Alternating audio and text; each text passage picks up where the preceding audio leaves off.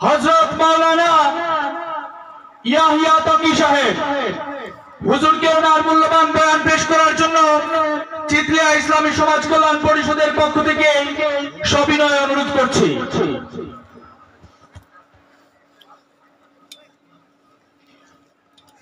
আসসালামু আলাইকুম ওয়া রাহমাতুল্লাহি ওয়া বারাকাতুহু।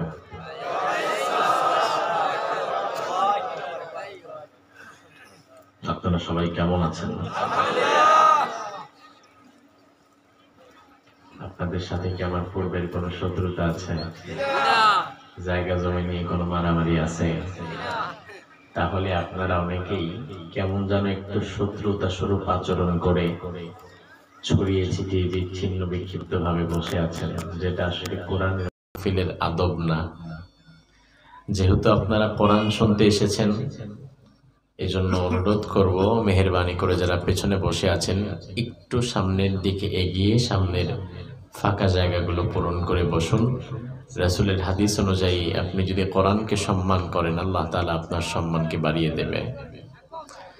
আরেকটি বিষয় হচ্ছে, এই যে আমাকে স্লোগান দিয়ে যেই যুবক ভাইরা নিয়ে আসলেন, এতজন মিলে আমার নামের স্লোগান দেওয়ার চাইতে এই যুবক ভাইরা যদি মাহফিলে এসে কিছুটা সময় কোরআন শোনে, অনেক বেশি ফায়দা হবে ভাই। কিয়ামতের ময়দানে আমার নামের এই স্লোগান দেওয়ার জন্য আমি আপনাদেরকে নাজাত দিতে পারবো না। তবে আপনি যদি আপনার জীবন পরিবর্তন করতে চান, তাহলে আমি অনুরোধ করব আমার সে সকল যুবক ভাইদেরকে অতি দ্রুত মাহফিলের ভেতরে এসে বসে যেতেন। তার কারণ আমাকে আজকে বিষয় দেয়া হয়েছে দিন প্রতিষ্ঠায় ইসলামের যুব সমাজের দায়িত্ব, কর্তব্য বা তাদের গুরুত্ব। তো বিষয় দিলেন যুবকদের নিয়ে, অথচ যুব সমাজ আমার তাকবীর দিয়ে ওঠায় নিজেরা যদি ঘুরে ফিরে, তাহলে কি এটা মানায়? এজন্য আমি আমার প্রিয় এই গ্রামের যুবকদের কাছে অনুরোধ করব, আপনারা অতি দ্রুত বাহিরের কাজকর্মগুলো ছেড়ে মাহফিলের প্যান্ডেলে বসে পড়ুন। আমি লম্বা সময় কথা বলার মানুষ না, সর্বোচ্চ 1 ঘন্টা কথা বলবো ঘড়ি ধরে। কোরআন এবং সুন্নাহকে সামনে রেখে আমাদের মূল আলোচনার বিষয় আমরা আলোচনা করার চেষ্টা করব। আমি যদি 1 ঘন্টা আপনাদের কাছ থেকে চেয়ে নেই, আপনাদেরকে সময় হবে ভাই ইনশাআল্লাহ? রাত একটু বেশি হয়ে গেছে, আবার ঠান্ডাও একটু বেশি পড়ছে, কিন্তু আমরা মোটামুটি 1 ঘন্টা আর সর্বশেষ 1 ঘন্টা আমরা আজকে কোরআন শোনার জন্য ব্যয় করব। পারবেন তো ইনশাআল্লাহ? তাহলে আমি আপনাদেরকে আরেকটা বার সালাম দিব, জবাব নেবেন, এরপরে আমরা খুতবা পরে আমরা আমাদের মূল আলোচনায় চলে যাব। ঠিক আছে ইনশাআল্লাহ ভাই? আসসালামু আলাইকুম ওয়া রাহমাতুল্লাহি ওয়া বারাকাতুহু। আলহামদুলিল্লাহি নাহমাদুহু ওয়া নাস্তাঈনুহু ওয়া নাস্তাগফিরুহু ওয়া নু'মিনু বিহি ওয়া নাতাওয়াক্কালু আলাইহি ونعوذ بالله من شرور أنفسنا ومن سيئات أعمالنا من يهده الله فلا مضل له ومن يضلل فلن تجد له وليا مرشدا ونشهد أن لا إله إلا الله وحده لا شريك له ونشهد أن سيدنا إيماننا قدوتنا حبيبنا طبيبنا وطبيب أرواحنا محمد الذي أرسله بالحق بشيرا ونذيرا وداعيا إلى الله بإذنه وسراجا منيرا فقد قال الله تعالى في كلامه المجيد وفرقانه الحميد أعوذ بالله من الشيطان الرجيم بسم الله الرحمن الرحيم إن الله وملائكته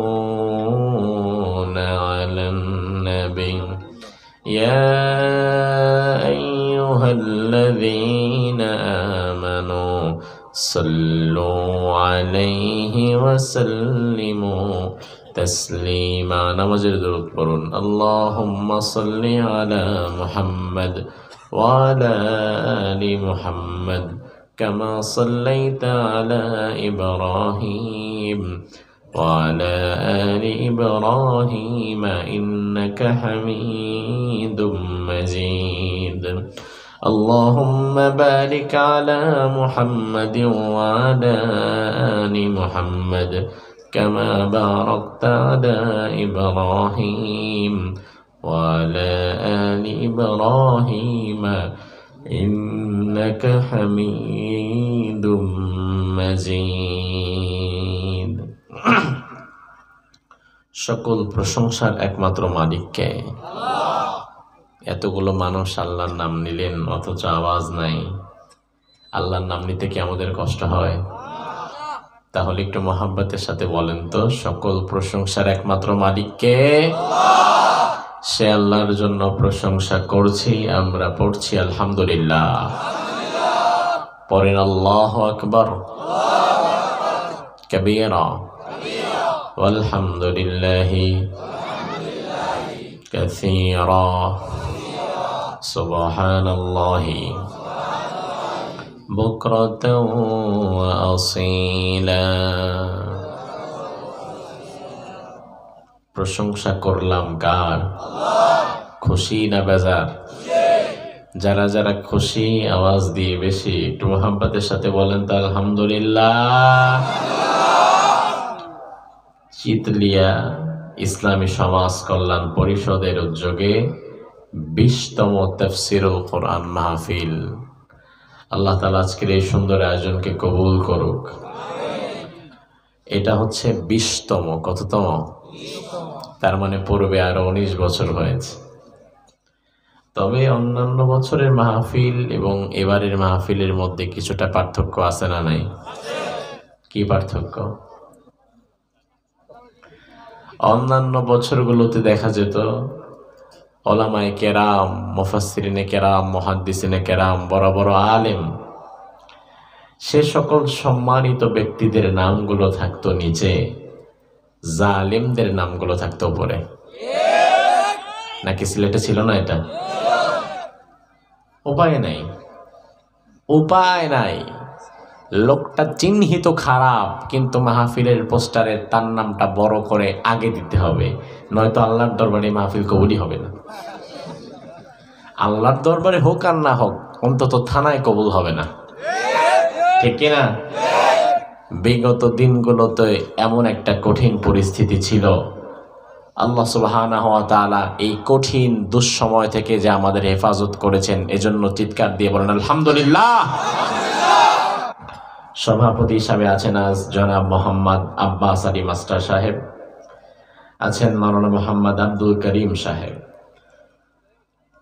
আমার আগে কথা বলেছেন রাষ্ট্রীয় পুরস্কার প্রাপ্ত জাতীয় পর্যায়ে নির্বাচিত শ্রেষ্ঠ ইমাম 1998 সালে তিনি শ্রেষ্ঠ ইমাম নির্বাচন হয়েছেন। মাশাআল্লাহ। মাওলানা কারি মতিউর রহমান সাহেব, পেশ ইমাম, সেন্ট্রাল মসজিদ সাবিপ্রবি সিলেট, শাহজালাল বিজ্ঞান ও প্রযুক্তি বিশ্ববিদ্যালয় সিলেটের ইমাম।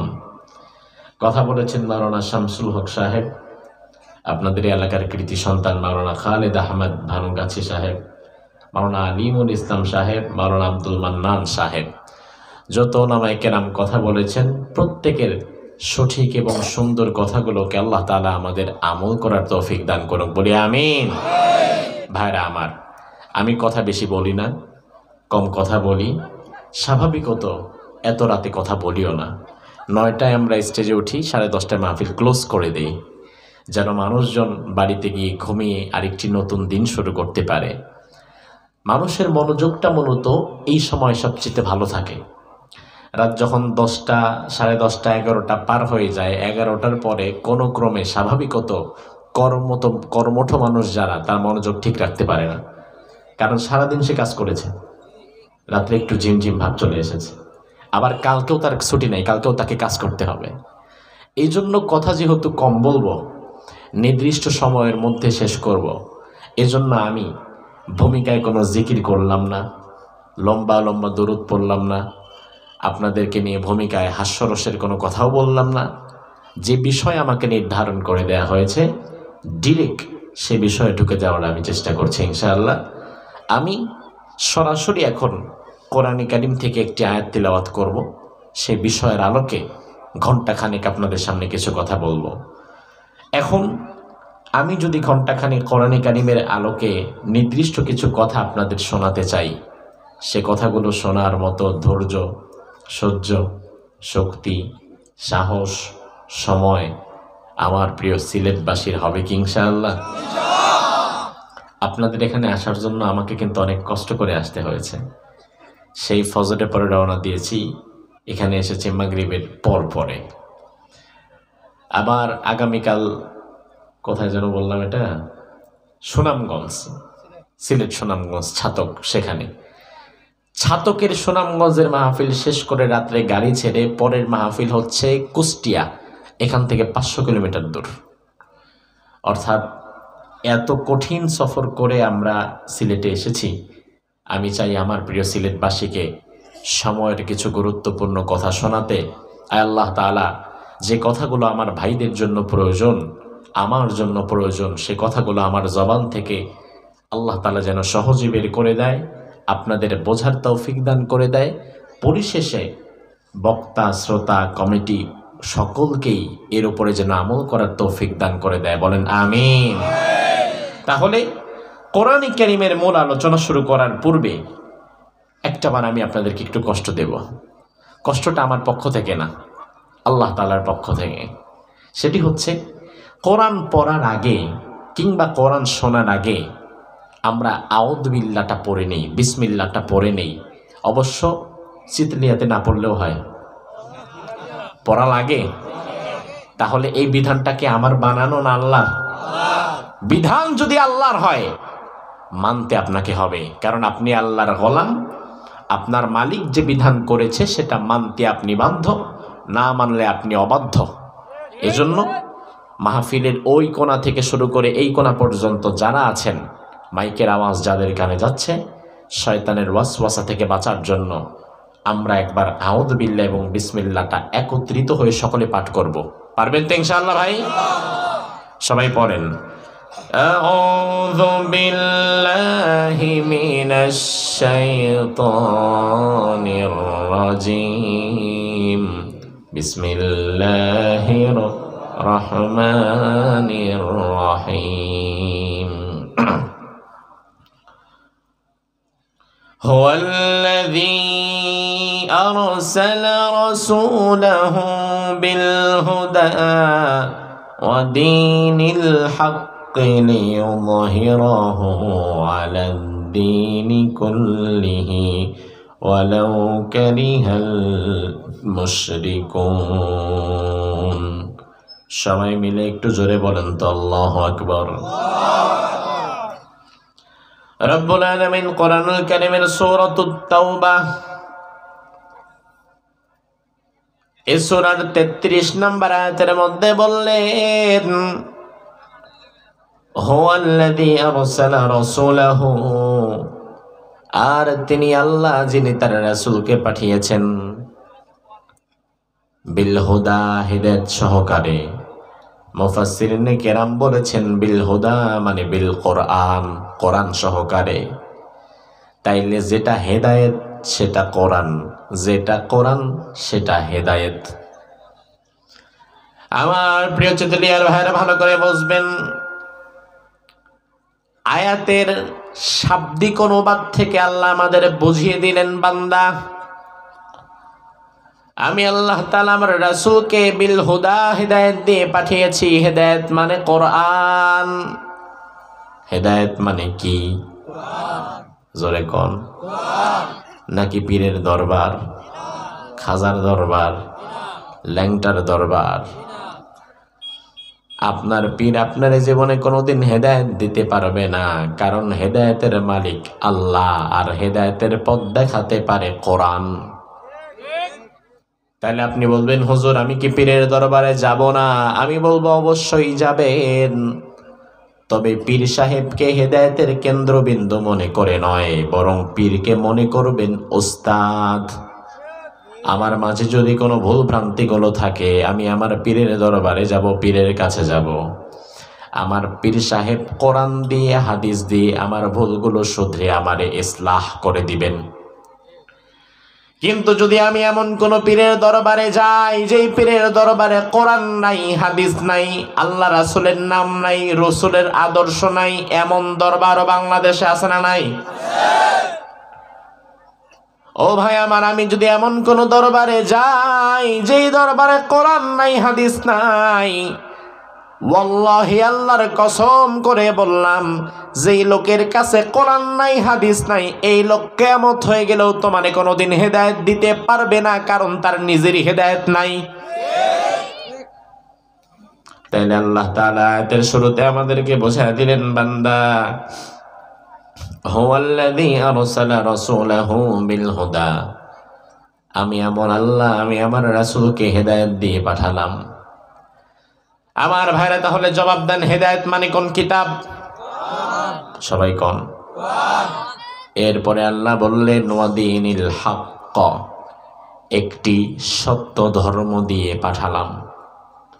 তাইলে হেদায়েত মানে যদি কোরআন হয়, সত্য ধর্ম মানে পৃথিবীতে কোনটা?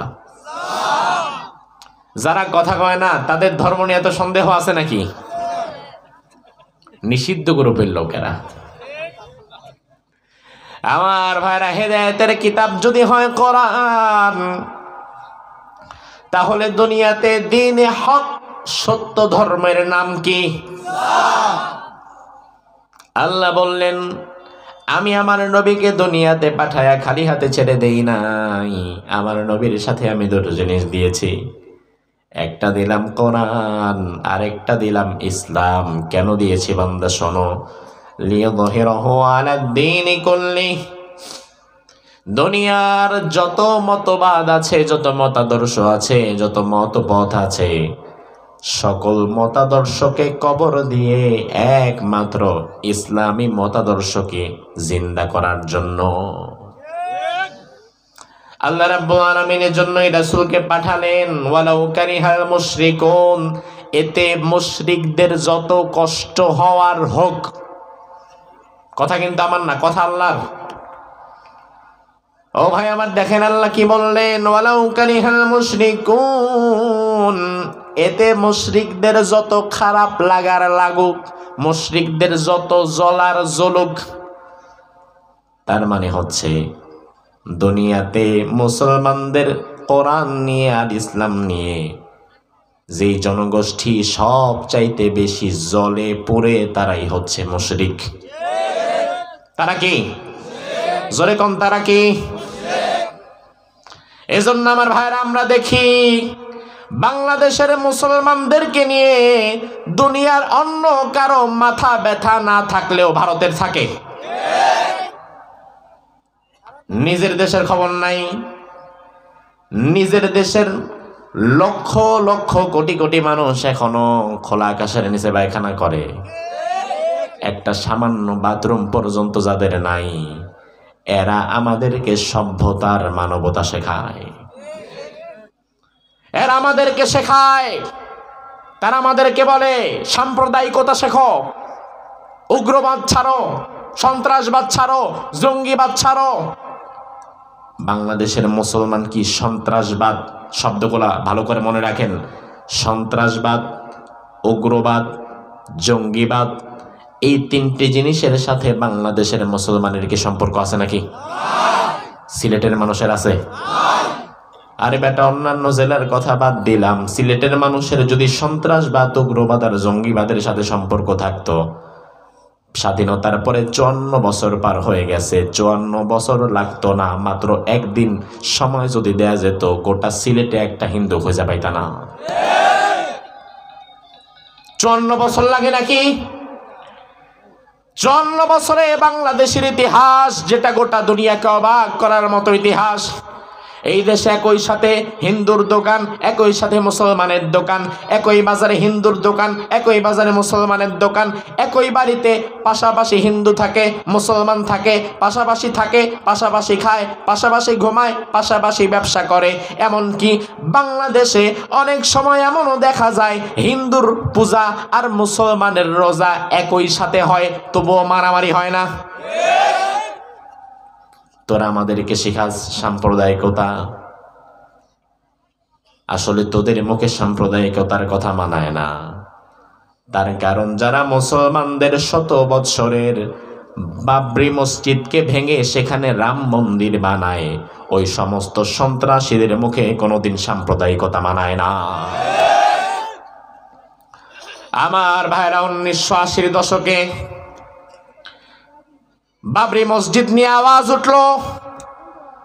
বলা হলো এই যে বাবরি মসজিদ ভারতে, যেই মসজিদে হাজার হাজার মুসলমান নামাজ পড়ে, সম্রাট বাবর যার প্রতিষ্ঠাতা, হঠাৎ করে কেউ একজন রিউমার ছড়িয়ে দিল এই বাবরি মসজিদের নিচে নাকি রামের মূর্তি পাওয়া গেছে।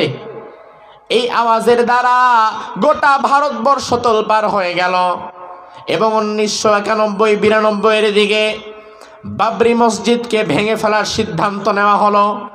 বেআইনিভাবে, আইনি কোনো প্রসেসের মাধ্যমে না, হাইকোর্টের কোনো রিট জারি করার মধ্য দিয়ে না, বরং মুসলমানদের 100 বৎসরের আবেগের জায়গা, সুবিশাল একটা ইতিহাসের ঐতিহ্য বাবরি মসজিদকে ভেঙে দেওয়ার জন্য হঠাৎ করে একদিন সকাল বেলায় হিন্দু মহাজোটের কিছু উগ্রপন্থী হিন্দুরা একত্রিত হয়ে গেল।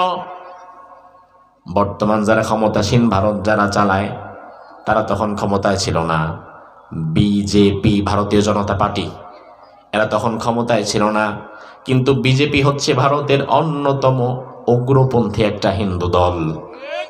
তখন তারা তাদের সাঙ্গপাঙ্গদের নিয়ে বাবরি মসজিদের প্রতিটা ইটকে একটা একটা করে ভেঙে চুরমাচুর করে দিল। মুসলমানদের আবেগের জায়গা বাবরি মসজিদ ভেঙে চুরমাচুর করে সেখানে রাম মন্দির বানানো হলো। আমার ভাইরা ভালো করে বুঝবেন, বাবরি মসজিদ ভেঙে ওরা যে রাম মন্দির বানিয়েছে, তার প্রতিবাদে সিলেটে কোনো মন্দির ভেঙে আপনারা কি আরেকটা মসজিদ বানিয়েছেন নাকি?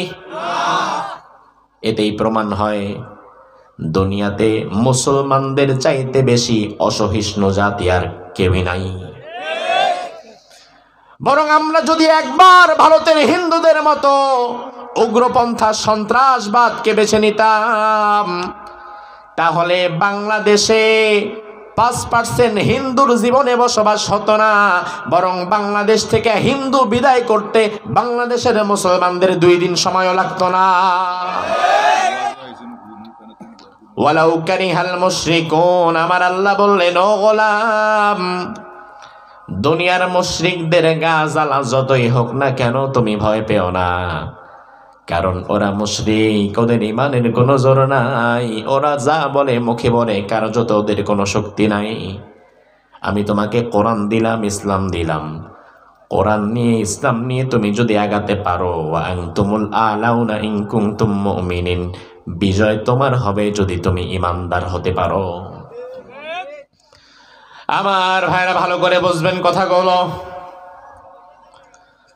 কিছু কথা এমন হবে যে কথাগুলো অনেক মানুষের হয়তো কিছুটা খারাপ লাগলেও লাগতে পারে। তার কারণ আমার ভাইরা, আমরা লক্ষ্য করে দেখেছি, বাংলাদেশে জন্মগ্রহণ করেছে, বাংলাদেশে খায়, বাংলাদেশে ঘুমায়, কিন্তু বাংলাদেশের স্বার্থে কথা না বলে দিল্লির স্বার্থে কথা বলে এমন কিছু ভারতপন্থী দালালও আমাদের সমাজে আছে না নাই? কথাগুলো ততদের খারাপ লাগবেই, কারণ বাংলাদেশে থেকে যারা বাংলাদেশের পক্ষে না থেকে ভারতের স্বার্থে কথা বলে, আমি তো মনে করি তারা চতুষ্পদ জানোয়ারের চাইতেও বেশি নিমুখ হারাম। আমার দেশ হোক দুর্নীতিগ্রস্ত, আমার দেশ হোক গরিব, আমার দেশ হোক খারাপ, কিন্তু আমার দেশ আমার কাছে সবার আগে। আমার দেশ আমার কাছে সবার আগে।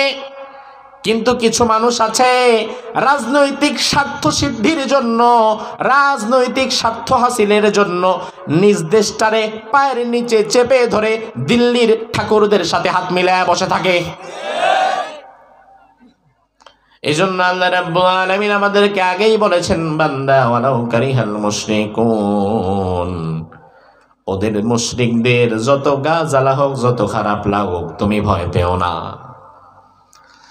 আমার ভাইরা, এই জন্য রাসূলুল্লাহর দিকে তাকান। এই যে আয়াতে কারিমা তেলাওয়াত করলাম, কোরআনে কারিমের আয়াতগুলো তো থিওরিক্যাল, থিওরি জাস্ট, এটা একটা থিওরি। তবে আপনি যদি এই থিওরিক্যাল আয়াতের প্র্যাকটিক্যাল নমুনা দেখতে চান, তবে মুহাম্মদুর রাসূলুল্লাহর দিকে তাকান। কারণ থিওরিক্যাল কোরআনের প্র্যাকটিক্যাল মুজাসসিম নমুনা মুহাম্মদুর রাসূলুল্লাহ। 30 পারা কোরআনে আল্লাহ যা বলেছে, রাসূলুল্লাহর 63 বছর সেটাই। সুবহানাল্লাহ বলবেন না? রাসূলুল্লাহর মাথার চুল থেকে পায়ের নখ পর্যন্ত যা আছে কোরআনের বাহিরে সারা জীবনে রাসূল একটা কথা বলেছে, এমন কোন প্রমাণ আছে কি? তাইলে 30 পারা কোরআন যেটা, আমার রাসূলের জীবন সেটা। 30 পারা কোরআন হচ্ছে থিওরিক্যালি, আমার রাসূল হচ্ছে তার প্র্যাকটিক্যাল মুজাসসাম নমুনা। যে আয়াত পড়লাম, এই আয়াতের আলোকে এবার রাসূলুল্লাহর দিকে তাকাও। আল্লাহ তাআলা আল্লাহর জমিনে সকল মতবাদকে কবর দিয়ে ইসলামকে প্রতিষ্ঠিত করার জন্য পাঠিয়েছেন দুনিয়ার বুকে নবী মুহাম্মদুর রাসূলুল্লাহ সাল্লাল্লাহু আলাইহি ওয়াসাল্লামকে। দুনিয়াতে তিনি এলেন, এমন এক সময় এলেন যখন গোটা দুনিয়া একটা জান্নাতি পরিবেশ ছিল। হ্যাঁ, বলে সুবহানাল্লাহ। ও ভাই আমার, রাসূলুল্লাহ এমন এক যুগে এলেন, দুনিয়ার সব কবি, সাহিত্যিক, কলামিস্ট, উপন্যাসিক, ঐতিহাসিক একমত হয়েছেন ওই যুগটার নাম ছিল আইয়ামে। আইয়ামে মানে কি? কিসের যুগ? অন্ধকারের যুগ। অন্ধকারের যুগ মানে ওই যুগে জীবনে কোনোদিন সূর্য আলো দিত না, চাঁদ তো উঠতই না, আকাশে তো তারকা ছিলই না। আপনার আমার মতো এলইডি বাল্ব না থাকলেও অন্তত রাত্রিবেলা পথ চলার জন্য চাঁদের আলো ছিল, তারকার আলো ছিল, এবং কুপি বাতি আগুনের ব্যবস্থা তো ছিল। তাহলে অন্ধকার যুগ আপনি বলেন কেন? কারণ কি? আলো তো ছিল, হয়তো আমাদের মতো ডিজিটাল আলো না, অ্যানালগ আলো তো ছিল। অ্যানালগ আলো থাকার পরেও 1500 বছর আগের ওই যুগটাকে আইয়ামে জাহিলিয়া বলেন কেন? বলার অন্যতম কারণ হচ্ছে আসলে দুনিয়ার এই আলো মূলত আলো না, আলো মূলত হচ্ছে আল্লাহর কোরআন, ওই কোরআনের নূর দিয়ে ভেতরকে আলোকিত করা।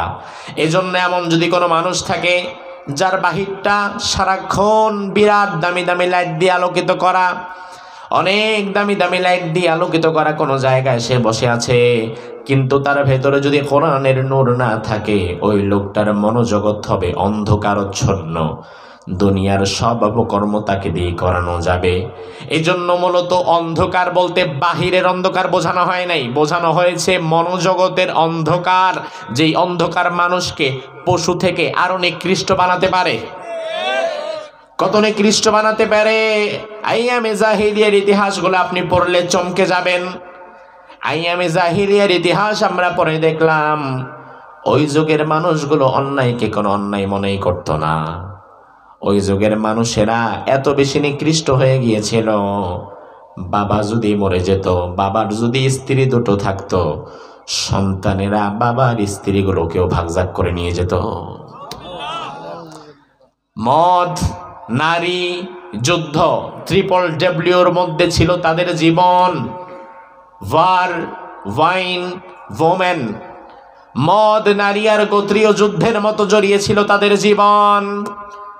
কোনটা সাদা কোনটা কালো সেটা তারা বুঝতে পারত না, কোনটা ন্যায় কোনটা অন্যায় সেটা তারা বুঝতে পারত না। কারণ কোনটা ন্যায় কোনটা অন্যায় সেটা বোঝার জন্য ধর্মীয় জ্ঞান থাকার দরকার আছে না নাই? আসমানি কিতাবের জ্ঞান থাকার দরকার আছে না নাই? কিন্তু মজার বিষয় হচ্ছে ওই যুগের মানুষ দীর্ঘ সময় পর্যন্ত আসমানি কিতাব থেকে একেবারে বঞ্চিত। আমার ভাইরা, এখানে একটা মজার তথ্য শেয়ার করি, হয়তো আগে শোনেন নাই, একটু ভালো করে বুঝবেন এবং মনে রাখবেন। আল্লাহ রাব্বুল আলামিন দুনিয়াতে নবী রাসূল কি একজন দুইজন পাঠিয়েছেন নাকি অসংখ্য? একজন দুইজন নাকি অসংখ্য?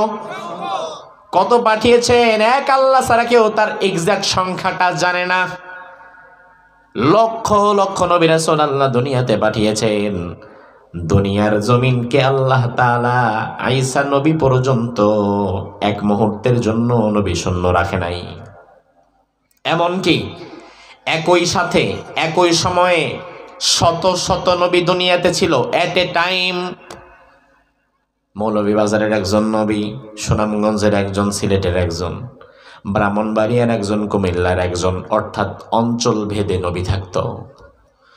সুনামগঞ্জের নবীর নবুয়ত বড় লেখাতে চলবে না, মৌলভীবাজারের নবীর নবুয়ত আবার ব্রাহ্মণবাড়িয়াতে চলবে না। চেয়ারম্যান মেম্বারদের মতো নবুয়তের জায়গাও ভাগ ভাগ করে আল্লাহ দিত। এই মূসা তুমি মিশরে যাও, এই শুআয়ব তুমি মাদিয়ানে যাও, ইব্রাহিম তুমি ওখানে যাও। এভাবে করে আল্লাহ নবীদেরকে ভাগ ভাগ করে অঞ্চল ভেদ করে দিতেন। এক নবীর অঞ্চলে আরেক নবী যেতেন না। এই জন্য দুনিয়াতে আল্লাহ তাআলা একে সময় একজন দুইজন না, শত শত নবী রাসূল দিয়েছেন অঞ্চল ভেদে এক একজন নবী। আদম আলাইহিস সালাম থেকে শুরু করে ঈসা আলাইহিস সালাম পর্যন্ত দুনিয়ার জমিনকে আল্লাহ এক সেকেন্ডের জন্য নবী শূন্য রাখে নাই। কারণ নবী শূন্য রাখলেই উম্মত বিপদে পড়বে। কারণ কি? কারণ হচ্ছে নবীহীন উম্মত মাঝিহীন নৌকার মতো। যে নৌকার মাঝি থাকে না, এই নৌকা বাতাস যেদিক দিকে আসে সেদিক দিকে ঢুলতে ঢুলতে চলে যায়। মাঝি থাকে না কন্ট্রোল করার মতো। উম্মতের ঘাড়ে যদি একজন নবী না থাকে, তাইলে উম্মতকেও শয়তান এইভাবে ধাক্কাতে ধাক্কাতে জাহান্নামের দিকে নিয়ে যায়। ঠিক না ঠিক? মুসা নবীর দিকে তাকান। মুসা আলাইহিস সালাম কে আল্লাহ তাআলা তাওরাত দেওয়ার আগে আল্লাহ বললেন, মুসা এমনি এমনি তাওরাত দেওয়া যাবে না, তাওরাত পেতে হলে আগে তুর পাহাড়ে আসা লাগবে। কোন পাহাড়ে? নামটা মনে রাখেন, কোন পাহাড়ে? আল্লাহ রে মুসা নবী জিজ্ঞেস করে, আল্লাহ গো কয়দিন থাকা লাগবে? আল্লাহ বলে, মুসা 30 দিন থাকবা। 1 মাস। আমরা রোজা রাখি যেমন, আল্লাহ বললেন মুসা 30 দিন তুমি তোর পাহাড়ে এসে ধ্যান করো, 30 দিন ইবাদত করো, তোমার সব কিছুকে বাদ দিয়ে দাও। 30 দিন পরে আমি আল্লাহ তাআলা খুশি যদি হই তাইলে তোমারে আমি তাওরাত দেব। মুসা আলাইহিস সালাম বনি ইসরাইলদেরকে বললেন, ও ভাইরা, আল্লাহ তাআলা তাওরাত দেওয়ার জন্য আমারে ডেকেছেন, তুর পাহাড়ে যাওয়া লাগবে। তুর পাহাড়ে গিয়া 30 দিন আমারে ধ্যান করা লাগবে, ইবাদত করা লাগবে। 30 দিন পরে তোমাদের জন্য আমি একটা কিতাব নিয়ে আসব। তবে ভাইরা তোমরা সাবধানে থাকবা, শিরিক করবা না, কুফর করবা না, বেদাত করবা না, খারাপ হয়ে যাবা না। তিনি যাওয়ার সময় উম্মতদেরকে সঠিকভাবে নসিহত করলেন। আবার তিনার ভাই একজন আছে সহকারী নবী, নাম হচ্ছে হারুন আলাইহিস সালাম। তিনি তার ভাইকে ডাক দিয়ে বললেন, ভাই রে 30টা দিন আমি থাকতে পারবো না, তুমি আমার উম্মতগুলারে দেখা রাখো, আমি একটু আল্লাহর দরবারে যাই, তাওরাত কিতাব নিয়ে আসি। উম্মতকে সুন্দর করে বুঝিয়ে শুনিয়ে নবী এবার চলে গেলেন। কোন পাহাড়ে? জোরে কয় না, কোন পাহাড়ে? আমার ভাইরা যে জবাব দেন, তুর পাহাড়ে যে গেলেন কয় দিনের জন্য? এবার 30 দিন যখন অতিবাহিত হয়ে গিয়েছে, আল্লাহ বলে, মুসা হয় নাই, 30 দিনে হবে না, আরো 10টা দিন তুমি বাড়ায় নাও, আরো 10 দিন বাড়ায় 40 দিন পূরণ করো, তারপরে কিতাব দেব। আর কোনো কথা আছে? আল্লাহ বলছে 10 দিন বাড়াই দে, এখন কি কথা কাটাকাটি করা যাবে? আমার ভাইরা, তবে সমস্যা তো আরেক জায়গায়। উম্মত জানে কয়দিন? কথা কন না। কিন্তু আল্লাহ বাড়াই দিছে আবার কয়দিন। উম্মত তো এক্সট্রা 10 দিনের কথা জানে না। আজ থেকে 30 বছর আগে যখন কোনো ফোন ছিল না, মোবাইল ছিল না অ্যাভেলেবেল, 30 বছর 40 বছর আগে আপনাদের চিতলিয়া গ্রামের একজন যুবক ঢাকায় গিয়েছে চাকরির ইন্টারভিউ দেওয়ার জন্য। যাওয়ার সময় বলেছে, মা আগামীকাল সকালবেলায় আমি আবার চলে আসব। আগামীকাল সকালে খবর নাই, ইন্টারভিউ আরো 2-4 দিন পিছাইছে, তাইলে আগামীকাল সকালে খবর নাই, পরের দিনও খবর নাই, পরের দিনও যদি খবর না থাকে, তাইলে এইভাবে 2-4 দিন যাওয়ার পরে আপনার বাড়িতে কিন্তু মরা কান্না লাগবে। হায় হায় রে, পুত আমার কই মরে গেল নাকি রে। তাইলে আজ থেকে হাজার হাজার বছর আগে মুসা আলাইহিস সালাম তিনি যে তুর পাহাড়ে গিয়ে 30 দিনের জায়গায় 10 দিন আরো বেশি সময় নিলেন, উম্মত তো এটা জানে না, জানাবার মাধ্যমও তো নাই। আর বনি ইসরাইল এমন উম্মত ছিল, দুনিয়ার সবচাইতে বেশি নবীদের কষ্ট দিয়েছে এই উম্মতেরা। এবার বনি ইসরাইল দেখেন কত শয়তান। মুসা নবী চলে গেছে, 31 দিন হয়ে গেছে, এবার 32 দিনের মাথায় উম্মত কয় আর ধৈর্য ধরা দরকার নাই, মুসার তো 30 দিনের পরই আসার কথা, যেহেতু আসে নাই তার মানে মুসা মনে হয় পালায় চলে গেছে। আরেকজন কয় না, আমার মনে হয় মুসা জঙ্গলে গিয়ে বাঘে খায় ফেলাইছে, মরে গেছে। আরেকজন বলে আচ্ছা ঠিক আছে, মুসা আসুক আর না আসুক আমাদেরকে তো জান্নাতে যাওয়া লাগবে। কয় হয়তো তা তো লাগবেই, চলো এক কাজ করি, মুসা যেহেতু আর আসতেই পারবে না, আমরা নতুন আরেকটা গাভীর বাছুর বানায়া ওই গরুর বাছুরের মূর্তি পূজা শুরু করে দেই। তাই করলো। এবার তারা একটা গাভীর বাছুর বানায়া মাটি দিয়া মূর্তি বানায় সেটার পূজা শুরু করে দিল। 40 দিন পরে নবী মুসা আলাইহিস সালাম কিতাব নিয়ে যখন ফিরে এলেন, আসার পরে দেখে হায় সর্বনাশ হয়ে গেছে, 10টা দিন মাত্র বেশি থেকেছি, এই 10 দিনের সুযোগ রে কাজে লাগাইয়া শয়তান আমার ভালো মনগুলারে আবার খারাপ বানায় দিছে। আমার ভাইরা, আমি এই ঘটনা থেকে আপনাকে কি বোঝাতে চাইলাম, মেসেজটা নেন। একজন মুন্নবী মাত্র 30 দিন 40 দিন তার উম্মত থেকে পৃথক থাকার কারণে গোটা উম্মত একেবারে শিরকের মধ্যে ঢুকে গেছে। অথচ সহকারী নবী হারুন ছিল, তবে হারুনের নির্দেশ তারা মানে নাই। সহকারী নবী থাকার পরেও নবী মূসার 40 দিনের গ্যাপে পুরা বনি ইসরাইল ধ্বংস হয়ে গিয়েছে। এবার আপনি একটু মুহাম্মাদুর রাসূলুল্লাহর পূর্বে গ্যাপটা দেখেন। আইয়ামে জাহিলিয়ার মানুষগুলা কেন এত খারাপ, কেন খারাপ, এবার উত্তরটা খুঁজে পাবেন। গ্যাপটা দেখেন, নবী না থাকলে সমাজ কি হয় দেখেন। আল্লাহ রাব্বুল আলামিন তো আদম আলাইহিস সালাম থেকে নিয়ে ঈসা আলাইহিস সালাম পর্যন্ত জমিনকে এক মুহূর্তের জন্য নবী শূন্য রাখেন নাই, কিন্তু হঠাৎ করে ফেরুল হাকিম লা ইয়াখলু আনিল হিকমা, আল্লাহ মহাপ্রজ্ঞাময়, তিনি কোন কাজ কেন করেন না করেন আমার আপনার ক্ষুদ্র মেধায় বুঝে আসুক আর না আসুক, আল্লাহ যা করেন ভালোর জন্যই। কথা হয় না, আল্লাহ যা করেন ভালোর জন্যই। ঈসা আলাইহিস সালামকে আল্লাহ তুলে নিয়ে গেলেন। ঈসা আলাইহিস সালামকে তুলে নিয়ে যাওয়ার পর এই প্রথম দুনিয়া একদিন পার করেছে, যেই একদিন দুনিয়াতে কোনো নবী নাই। মিন মাশারিকিল আরদি ইলা মাগারিবিহা, পৃথিবীর পূর্ব থেকে পশ্চিম পর্যন্ত দুনিয়ার কোনো প্রান্তে কোনো নবী নাই। এমন দৃশ্য পৃথিবীতে কোনোদিন হয় নাই। আদম আলাইহিস সালামের পর থেকে এমন দৃশ্য দুনিয়াতে হাজার হাজার বছরও কোনোদিন হয় নাই। কিন্তু হঠাৎ করে গোটা দুনিয়া নবী শূন্য হয়ে গেছে। ঈসা আলাইহিস সালামকে তুলে নিয়ে যাওয়ার একদিন নবী নাই, 2 দিন নবী নাই, 1 সপ্তাহ নবী নাই, 1 মাস নবী নাই, 1 বছর নবী নাই, 100 বছর নবী নাই, 200 বছর নবী নাই, 300 বছর নবী নাই, 400 বছর নবী নাই, 500 বছর নবী নাই। ঈসা নবীকে তুলে নিয়ে যাওয়ার ঠিক 577 বছর পরে দুনিয়ার জমিনে আল্লাহ যাকে পাঠালেন তিনি মুহাম্মদ সাল্লাল্লাহু। আল্লাহ রাব্বুল আলামিন বললেন, ইন্না আরসালনাকা শাহিদাও ওয়া মুবাশশিরাও ওয়া নাযীরা ওয়া দাঈয়ান ইলাল্লাহি বিইذনিহি ওয়া সিরাজাম মুনীরা।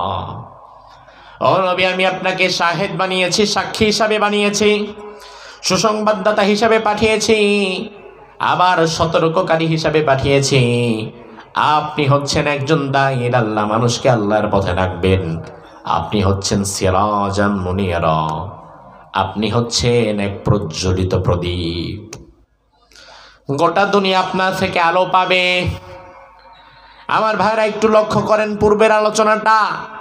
মূসা নবী মাত্র 40 দিন তার উম্মত থেকে পৃথক থাকার কারণে উম্মত যদি আল্লাহকে ছেড়ে শিরিকের পথে হাঁটা দেয়, তাহলে মুহাম্মাদুর রাসূলুল্লাহর পূর্বে গোটা দুনিয়াবাসী তো নবীহীন কাটাইছে 577 বছর।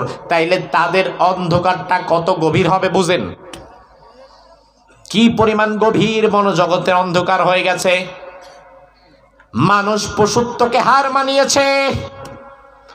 পশু যেই কাজ করতে পারে না সেটা মানুষ করতে পেরেছিল। মক্কার অলিগলি দিয়ে এক গর্ভবতী নারী হেঁটে যাচ্ছিল রাস্তা দিয়ে ভর দুপুরে। দুই বন্ধু পেছন থেকে কথা বলছিল। এক বন্ধু আরেক বন্ধুরে ডাক দিয়ে বলে, ভাই মহিলাটার পেটে কি আছে? অপর বন্ধু কয় ছেলে, এই বন্ধু কয় না আমার মনে হয় মেয়ে। এখন ছেলে আছে না মেয়ে আছে তারা দুই বন্ধু ঝগড়া করছে। কিছু সময় পরে এক বন্ধু আরেক বন্ধুরে কয়, নিজেরা নিজেরা ঝগড়া কইরা লাভ কি, চল আমরা গিয়ে পরীক্ষা কইরা দেখি। এবার এই দুই যুবক গিয়ে ওই মহিলার পেছন দিক থেকে মাথার মধ্যে একটা বাড়ি দিয়ে গর্ভবতী নারীকে ফেলে দিয়েছে। কোমর থেকে খঞ্চর বের করে জীবিত মহিলাটার পেটটা টান দিয়ে ফোরফোর করে ফেলেছে। পেট থেকে বাচ্চাটাকে টেনে বের করে দেখাইছে যে, এক বন্ধু তুই তো বলছিলি ছেলে, আমি বলছিলাম মেয়ে, আমারটাই সঠিক। মানুষ পশুত্বকে হার মানায়, এটাই এই ঘটনায় তার প্রমাণ। ও ভাই আমার, এত খারাপ হয়েছিল যে জগৎ,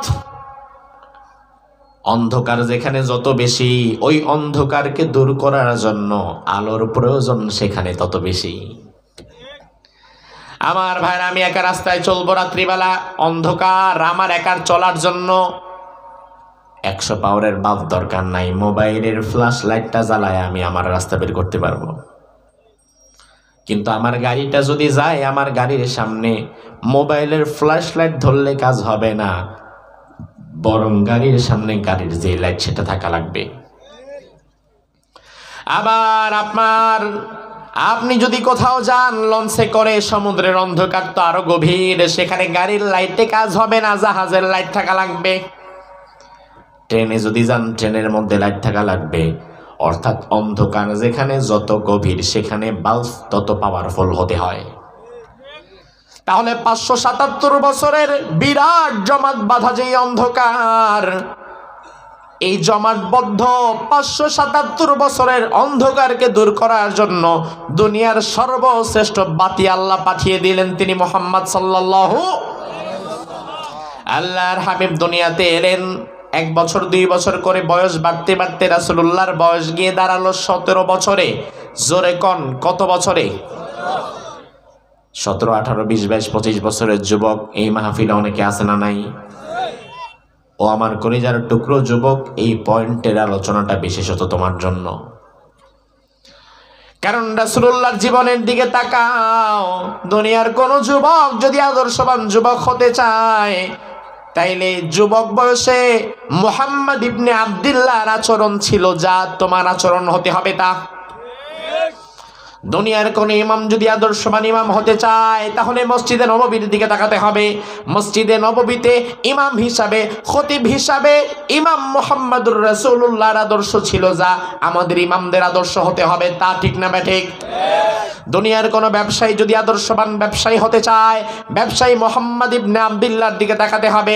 আল্লাহর হাবিব যখন নবুয়তের আগে ব্যবসা করেছেন মা খাদিজার টাকা পয়সা নিয়ে, তখন তিনি কিভাবে ব্যবসা করেছেন, কতটা ইনসাফ করেছেন, সেটাও দেখার দরকার আছে না নাই? আবার একইভাবে দুনিয়ার কোন রাষ্ট্রপ্রধান, কোন প্রধানমন্ত্রী, সে যদি চায় একজন আদর্শবান রাষ্ট্রনায়ক হতে, তার দেশকে গোটা বিশ্বের দরবারে উন্নত রাষ্ট্র হিসাবে গড়ে তোলার জন্য, সে যদি চায় ইনসাফপূর্ণ বৈষম্যহীন একটা সমাজ, একটা রাষ্ট্র জাতিকে উপহার দিবে, তাইলে অন্য কোনো আদর্শ তার কাছে নাই। সকল আদর্শকে ছুড়ে দিয়ে মুহাম্মদুর রাসূলুল্লাহর মদিনার 10 বছরের প্রেসিডেন্টের জীবনটাকে তাকে অনুসরণ করতে হবে। আমার ভাইয়ের, আল্লাহর হাবিবের বয়স 17 বছর। কত বছর? এই বয়স থেকে পোলাপান সবকিছু বোঝা শুরু করে। 17 বছরের যুবক মোহাম্মদ ইবনে আব্দুল্লাহ, তিনি দেখলেন আমার সমাজে হত্যা, লক্ষ্য করেন, হত্যা, ধর্ষণ, চুরি, ডাকাতি, মদ খাওয়া, সুদ খাওয়া, এমন হাজার রকমের অপরাধ আছে। তিনি চিন্তা করলেন, একা একা আমি কিছুই করতে পারবো না, আমার একটা সংঘবদ্ধ যুব শক্তি প্রয়োজন। সমাজ বিপ্লব করার জন্য, সমাজের গতিস্রোতকে পাল্টে দেওয়ার জন্য 1000 মুরব্বি জানা করতে পারবে, 10 জন ইমানদার যুবক তা করতে পারবে। এটা কি বিশ্বাস করেন? এই কথাটা কি বিশ্বাস হয় মন থেকে? তার কারণ যুব সমাজ যদি কখনো অন্যায়ের বিরুদ্ধে শক্তভাবে দাঁড়িয়ে যায়, ওয়াল্লাহি আল্লাহর কসম, যুব সমাজ যদি শক্তভাবে প্রতিরোধ গড়ে তোলে অন্যায়ের বিরুদ্ধে, যুব সমাজকে ডিঙ্গিয়ে অন্যায় করার ক্ষমতা দুনিয়ার কোনো জালিমের বাপেরও নাই। 16 বছরের স্বৈরাচার, বুড়া মানুষগুলা তো মায়ের খাইতে খাইতে দেয়ালে পিঠ ঠেকে গেছে, সফল হচ্ছিল না। অবশেষে বাংলাদেশের টেকনাফ থেকে তেতুলিয়া পর্যন্ত প্রতিটি পাড়া মহল্লার যুব সমাজ জাগ্রত হয়ে গেল। জুলুমের বিরুদ্ধে, বৈষম্যের বিরুদ্ধে, ইনসাফের পক্ষে তারা রাস্তায় নেমে গেল। যুব সমাজের এই সম্মিলিত শক্তি, সম্মিলিত প্রচেষ্টার মাধ্যমে 16 বছরের স্বৈরাচার বাংলাদেশ থেকে পালায়া দিল্লি চলে গেছে। তাহলে যুবকদের শক্তি আছে না নাই? তবে সমস্যা আরেক জায়গায়, এই শক্তি আপনি কোনোদিন একা একা দেখাতে পারবেন না। এই শক্তি হবে তখন যুব সমাজ ঐক্যবদ্ধ থাকবে যখন। কথা কি বোঝাতে পারলাম? আবার ভালো করে বোঝেন। যুব সমাজের শক্তি প্রদর্শন করা যাবে তখন যুব সমাজ ঐক্যবদ্ধ থাকবে যখন। একই এলাকায় যুবকদের মধ্যে মিল নাই, এমন আছে না নাই? এখানে 50 জন যুবক যদি মাহফিল করে, ওদিকে আবার 20 জন যুবক গানের কনসার্টের জন্য চেষ্টা করে। তবে আপনাদের সিলেটে তো নাই না, মৌলভীবাজারে নাই, কমলগঞ্জে নাই। যুব সমাজের মাঝে আদর্শগত মিল থাকতে হবে, মনস্তাত্ত্বিক মিল থাকতে হবে। বর্তমান বাংলাদেশের বিভিন্ন গ্রামে গঞ্জে আমরা যখন যাই, বিশেষত আমাদের কাছে এসে বলে একটু মাদকের বিরুদ্ধে ওয়াজ করেন হুজুর, কারণ দেশে সমাজে মাদক বেড়ে গেছে। আপনাদের এখানেও বাড়ছে? না বাড়লে আলহামদুলিল্লাহ, আর যদি বেড়ে থাকে তাহলে যেটা করতে হবে সেটা শোনেন।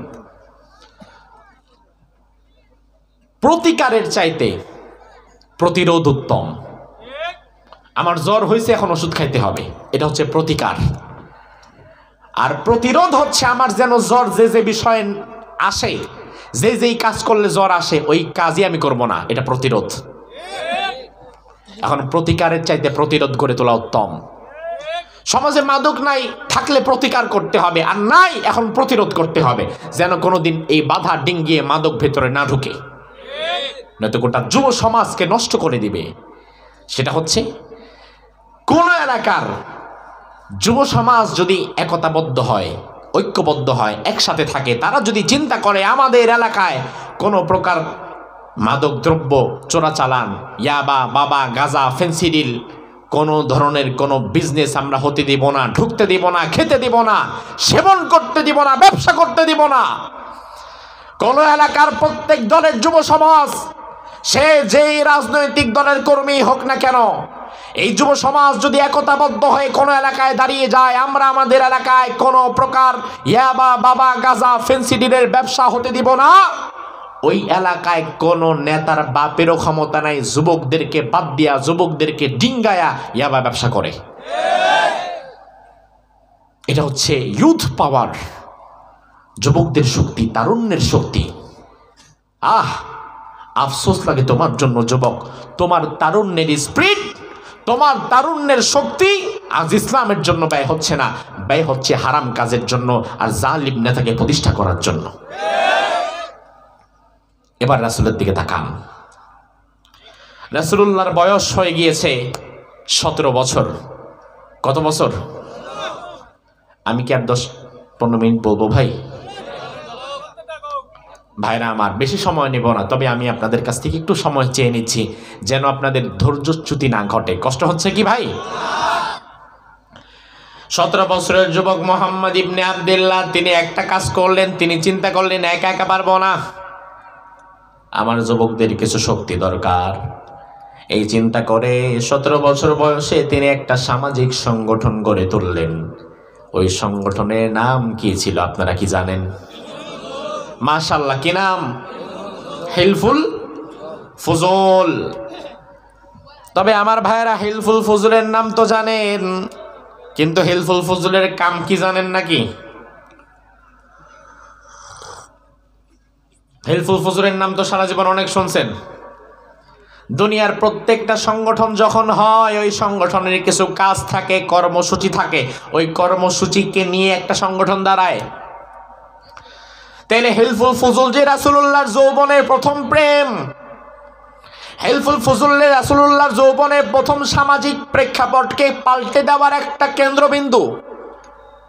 ওই হিলফুল ফুজুলের কাজ কি ছিল নবীর উম্মত হিসাবে, সেটা আমাদের জানা থাকা দরকার আছে না নাই?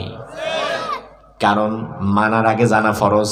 আমি যদি না জানি তাইলে আমার মানায় ভেজাল হয়ে যাবে। নামাজ যেভাবে পড়া লাগে, নামাজ পড়া যেমন ফরজ, নামাজ পড়ার আগে নামাজ যেভাবে পড়া লাগে এটা জানাও তো ফরজ। রাসূলের জীবনকে যদি অনুসরণ করা ফরজ হয়, তাইলে উম্মত হিসাবে রাসূলের জীবনকে জানাও তো ফরজ। আল্লাহর হাবিব 17 বছর বয়সে হিলফুল ফুজুল গঠন করে বললেন, আমার প্রিয় যুবকেরা, তোমরা কি আমার সাথে থাকবা? মক্কার কিছু যুবক বলল, অবশ্যই থাকবো, কারণ তোমার মধ্যে নেতৃত্বের গুণাবলী আছে, তুমি মিথ্যা বলো না, তুমি আস-সাদিক, তুমি আল-আমিন, তুমি সমাজের মানুষের ভালো কাজ করতে চাও, তোমার সাথে আমরাও আছি। রাসূল বললেন, শোনো, বেশি কর্মসূচি আমার সংগঠনের নাই, আমার হিলফুল ফুজুলের কর্মসূচি মাত্র একটা। কয়টা? আচ্ছা, 10টা 15টা 20টা হইলে আমাদের জন্য একটু কষ্ট হইতো মনে রাখতে, কিন্তু যেহেতু কর্মসূচি একটা, এখন কি আর কষ্ট হবে? কথা কয় না, কষ্ট হবে? আল্লাহর হাবিব বললেন, শোনো, আমার কর্মসূচিটা আন্নাল ফুদুলা তাহালাফু ওয়া তাআকাদু আল্লা ইউকিমা বিবাতনি মাক্কাতা যালিম। মারাত্মক কথা। রাসূলুল্লাহ বললেন, শোনো, আমার একটা মাত্র কর্মসূচি, আমরা যারা আছি যুব সমাজ, হাতে হাত রেখে আমরা প্রতিজ্ঞা করব। হাত দিবা? অবশ্যই দেব। হাতে হাত দাও। হাতে হাত রেখে আমরা প্রতিজ্ঞা করব, আল্লাহ ইউকিমা বিবাতনি মাক্কাতা যালিম, মক্কা নগরীতে কোন জালিম স্বৈরাচার, কোন জালিম অপশক্তিকে আমরা স্থায়ী হতে দিব না, মাথা চারা দিয়ে উপরে উঠতে দেব না। অনেকে বুঝা ঠিক, অনেকে তো আল্লাহ দিলে বুঝেই নেই। তার কারণ একটা প্রশ্ন আসে বিবেকে, কি ব্যাপার, আইয়ামে জাহিলিয়ায় তো খালি জুলুম সমস্যা না, সমস্যা তো আরো আছে। মাদক দ্রব্য আছে, ধর্ষণ আছে, হত্যা আছে, চুরি আছে, ডাকাতি আছে, জমি দখল আছে। এত অন্যায়কে রাসূল হাইলাইটস না করে রাসূল শুধু বললেন যে আমরা জালিমকে থাকতে দেব না। কারণ কি? উম্মত শুনে নাও, তোমার চিন্তার রাসূলুল্লাহর চিন্তার পার্থক্যটা দেখে নাও। আমরা তো গাছের আগায় পানি ঢালি, রাসূল গাছের গোড়ায় পানি ঢালে। হাজার রকমের অন্যায় আছে মক্কার জমিনে। রাসূল যুব সমাজকে নিয়ে বললেন, অন্যান্য অন্যায় বাদ দাও, আমাদের একটা মাত্র মূল কর্মপন্থা থাকবে, আমরা মক্কাতে কোনো জালিমকে টিকতে দেব না, দাঁড়াতে দেব না। তার কারণ হচ্ছে, যেই এলাকায় কোনো জালিম শক্তি প্রতিষ্ঠিত হয়ে যায়, ওই এলাকা থেকে কোনো দিন হত্যা, ধর্ষণ, চুরি, ডাকাতি, মাদক দ্রব্য বন্ধ করা যায় না। তার কারণ যারা হত্যা করে, ধর্ষণ করে, মাদক দ্রব্যের ব্যবসা করে, তারা চিহ্নিত প্রতিষ্ঠিত রাজনৈতিক শক্তিশালীদের সাথে হাত রেখেই করে। এরা জালিম শক্তির ছত্রছায়ায় কাজগুলো করে। রাসূল চিন্তা করলেন, আমরা যুবকেরা মিলে মাদকের বিরুদ্ধে কর্মসূচি নিলাম। একজন মদখোর ধরা পড়ল, তাকে আমরা ধরে নিয়ে গেলাম বিচারের জন্য এলাকার মাতবর মোড়লের কাছে। যদি দেখা যায় এলাকার মাতবর মোড়লের কাছের আত্মীয় ঘনিষ্ঠ কেউ, তার দলের কেউ, তখন মাতবর মোড়ল, এমপি, চেয়ারম্যান, মেম্বার তার বিচারটা না করে আস্তে করে তারে ছেড়ে দিবে। এজন্য আমার কর্মসূচি সব বাদ। একটা কর্মসূচি এলাকায় কোনো জালিমকে দাঁড়াতে দেওয়া যাবে না, কারণ জালিম যেখানে থাকে অন্যায় সেখানে কোনোদিন বন্ধ করা যায় না। আজ আপনারা যদি শান্তি চান, দেশে, রাষ্ট্রে, সমাজে, পাড়া, মহল্লা কিংবা ছোট কোনো গ্রামে, আজ যদি আপনারা শান্তি চান, নিরাপত্তার সাথে নির্বিঘ্নে বসবাস করতে চান, 17 বছরের মোহাম্মদ ইবনে আব্দুল্লাহ যেই কর্মসূচি নিয়েছিল, এই কর্মসূচি গোটা রাষ্ট্রের যুবকদের একত্রিত হয়ে নেওয়া দরকার। হত্যা, ধর্ষণ, চুরি, ডাকাতি, বৈষম্য সব পরে সবার আগে যুবকদেরকে এক হয়ে যেতে হবে। বাংলাদেশে আগামীতে আর কোন জালিম, চাঁদাবাজ, টেন্ডারবাজ, জুলুমবাজকে ক্ষমতায় যেতে দেওয়া যাবে না। কারণ যদি যায় তাহলে চাঁদাবাজ পরিবর্তন হবে না, এক চাঁদাবাজ যাবে, নতুন চাঁদাবাজ আসবে। এক জালিম যাবে, নতুন জালিম আসবে। এক স্বৈরাচার যাবে, নতুন স্বৈরাচার আসবে। এর বিরুদ্ধে কাজ করতে হবে পুনত তরুণদের, যুবকদের, তারুণ্যের এই শক্তিকে।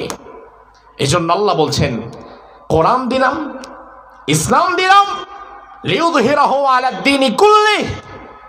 ও রাসূল, এবার যুবকদের নিয়ে আপনি ময়দানে নেমে পড়েন, সমাজ বিপ্লব ঘটিয়ে দেন, দুনিয়ার সকল মতবাদকে পায়ের নিচে পিষে ধরে ইসলামকে একমাত্র উঁচু করে দেন।